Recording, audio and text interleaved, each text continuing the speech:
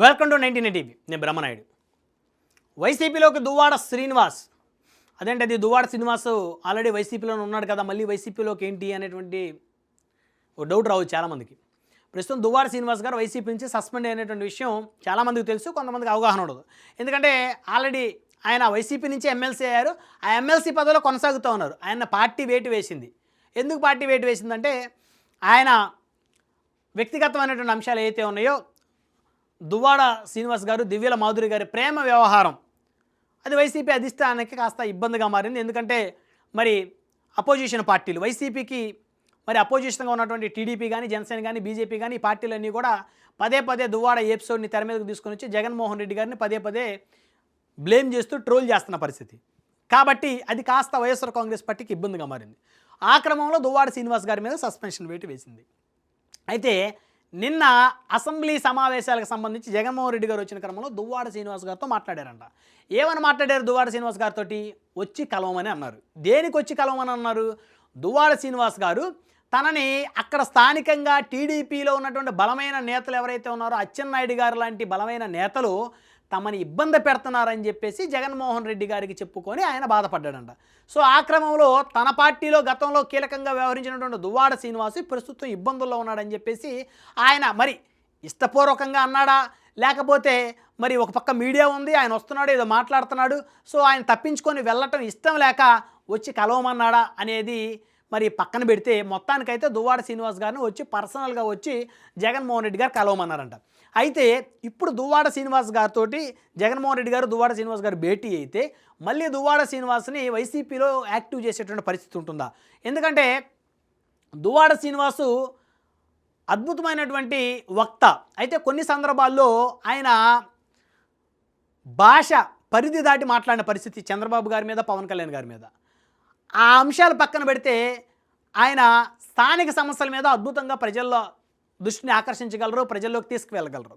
అయితే వ్యక్తిగతమైనటువంటి అంశాలు, వ్యక్తిగతమైనటువంటి కొన్ని ఇబ్బందులు ఆయన గురైనటువంటి నేపథ్యంలో ఆయన ప్రేమ వ్యవహారం కానీ, ఆయన కుటుంబ వ్యవహారం కానీ, సో పబ్లిక్లో అంటే రోడ్డు మీద పడిన పరిస్థితుల్లో అది వైసీపీకి కాస్త ఇబ్బందిగా మారి ఆయన మీద వేటు వేసింది. కానీ ఇక వేరే కారణాలు అయితే ఏం లేవు. ఆయన వల్ల పార్టీ అంటే కేవలం ఆయన వ్యక్తిగతమైనటువంటి అంశం.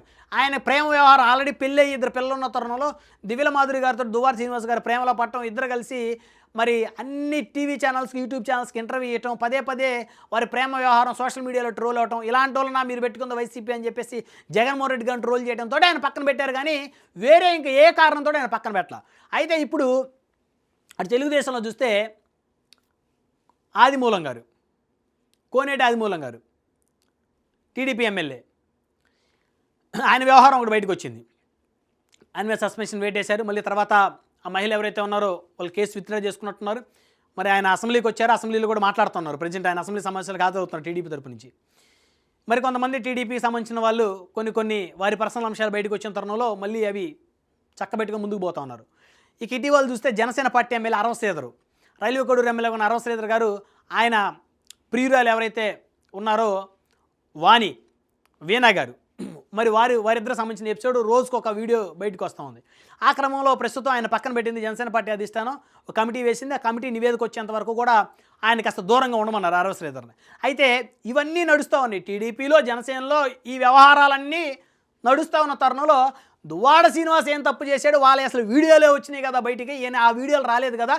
వీళ్ళిద్దరూ కూడా బహిరంగంగా ప్రేమ పక్షుల్లాగా తిరుగుతా, ఎందుకంటే కోర్టు కూడా మరి ఈ సహజీవనం ఏదైతే ఉందో అది తప్పు కాదు అని చెప్పినటువంటి తరుణంలో మరి వాళ్ళకి స్వేచ్ఛ ఉంది కదా, వాళ్ళకి సంబంధించిన వీడియోలు ఏం బయటకు వచ్చి మళ్ళీ అసహ్యంగా చేయలేదు కదా, మేము ఇద్దరం ప్రేమించుకున్నాం, తొందరలో పెళ్లి చేసుకోబోతున్నాం, పిల్లల్ని కనబోతున్నాం అని బహిరంగంగా చెప్పుకున్న పరిస్థితి ఉంది. అయితే ఆ తరుణంలో మరి ఆదిమూలం గారి కన్నా, కోనేటి ఆదిమూలం గారి కన్నా, అరవ శ్రీధర్ గారి కన్నా ఏందేం పెద్ద డ్యామేజ్ ఏం కాదు కదా అని జగన్మోహన్ రెడ్డి గారు ఆలోచిస్తున్నారంట. కాబట్టి వాళ్ళే నడపంగా లేనిది నీకేమైంది శ్రీనివాసు, నువ్వు రా పార్టీలోకి అని చెప్పేసి చెప్పే పరిస్థితులు కూడా దగ్గరలోనే ఉన్నాయనేటువంటి చర్చ వైఎస్ఆర్ కాంగ్రెస్ పార్టీ ఆ వర్గాల్లో చాలా జోరుగా జరుగుతుంది. ఒకవేళ నిజంగా దువ్వాడ శ్రీనివాస్ను పార్టీలోకి తీసుకొని మళ్ళీ ఆయనకు పదవి ఇచ్చినా కూడా ఇక్కడ ఊరు తప్పు పట్టడానికి లేదు. ఎందుకంటే తెలుగుదేశం పార్టీలో మరి ఏకంగా నగ్న వీడియోలే బయటకు వచ్చిన పరిస్థితి, ఒక ఎమ్మెల్యేది, ఒక మహిళది. సరే తర్వాత ఏదో కాంప్రమైజ్ చేసుకున్నారు, మొత్తానికి మళ్ళీ ఆ ఎమ్మెల్యే గారు కొనసాగుతూ ఉన్నారు తెలుగుదేశంలో. జనసేన పార్టీలో అరవసలేదు. కమిటీ అన్నాడు, కమిటీ 7 రోజులు అన్నారు, 7 రోజుల తర్వాత 10 రోజులు అయిపోయింది. సరే అది కూడా ఏదో విధంగా సెటిల్ అయిపోయింది. మళ్ళీ అరవసలేదు కూడా కొనసాగుతాడు. ఇది రాజకీయాల్లో అంటే పర్సనల్ వ్యవహారాలు ఏవైతే ఉన్నాయో వాటికి ప్రజలకి పెద్ద సంబంధం ఉండదు. ఎందుకంటే ప్రతి ఒక్కడికో పర్సనల్ ఉంటుంది. 100 మంది మగవాళ్ళలో 70 మంది మగవాళ్ళకే పర్సనల్స్ ఉంటాయి. దొరికినోడు దొంగ, దొరకనోడు దొర. బయటపడితేనే మొత్తం రంకు అనేది బయటపడినంత కాలమే.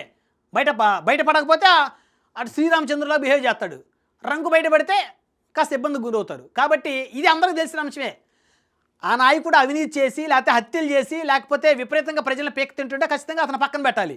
అతని పర్సనల్ వ్యవహారం ఏదైతే ఉందో కోర్టు కూడా సహజీవనం తప్పు కాదు అని చెప్తున్నటువంటి ఆ తరుణంలో ఆ అంశాల మీద ఒక నాయకుడిని పక్కన పెట్టడం అనేది కరెక్ట్ కాదు అనేటువంటి ఒక చర్చ రాజకీయాల్లో జరుగుతుంది. ఆల్రెడీ టీడీపీ జనసేన సంబంధించినటువంటి ఎమ్మెల్యేలు ఏదైతే ఉందో వాళ్ళ వ్యవహారాలు బయటకు వచ్చి మళ్ళీ వాళ్ళు సెటరేట్ అయ్యి మళ్ళీ వాళ్ళు మెల్లగా మళ్ళీ వాళ్ళ కార్యకలాపాలు వాళ్ళు చేసుకున్నారు. కాబట్టి వాళ్ళతో పోల్చుకుంటే దువ్వాడ శ్రీనివాస్ గారిది పెద్ద తప్పు కాదు అనేటువంటి చర్చ ఇప్పుడు తెర మీదకి వచ్చింది. కాబట్టి బహుశా పాపం ఆయనకు మంచి రోజులైతే రానున్నాయి. అందుకనే మనం వైసీపీలోకి దువ్వాడ శ్రీనివాస్ అని చెప్పుకోవాల్సినటువంటి పరిస్థితి ఉంది ఇప్పుడు.